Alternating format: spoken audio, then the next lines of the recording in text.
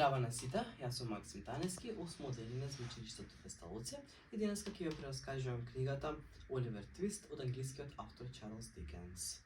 Приказната во романот се одвива во 19-тиот век во Британија, поконкретно во градот Лондон, каде што се раскажува за животот на сираците. И Оливер Твист, како главен јунак во книгата, е сирак кој што е оставен на милоста и немилоста на туѓинците во суровиот свет.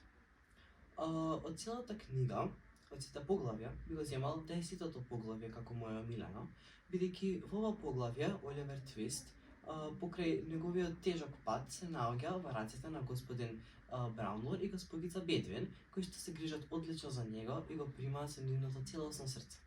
Еден ден, кога Оливер е под нивна грижа, тие го праќаат до најблискиот пазар и до најблиската библиотека да врати одредени книги и да купи одредени работи. Но, тој го зема грешниот пат и се сретнува со Фейгин и Сайкс. Тие биле претходни затвореници, кои што всушност тој ги сретна на патот за Лондон. Тие го примија од првен Оливер како нивно дете, но потоа Оливер свати дека тие се многу злобни луѓе, кои што всушност го користат него за крадење и за лоши работи. Оливер Твист е всушност како нивен затвореник откако го киднапираа од патот кон пазарот. И тие се грижат многу, се однесуваат многу лошо спрема него. Тие го ограбиле комплетно од се што му дале господица Бедвин и господин Браунлор.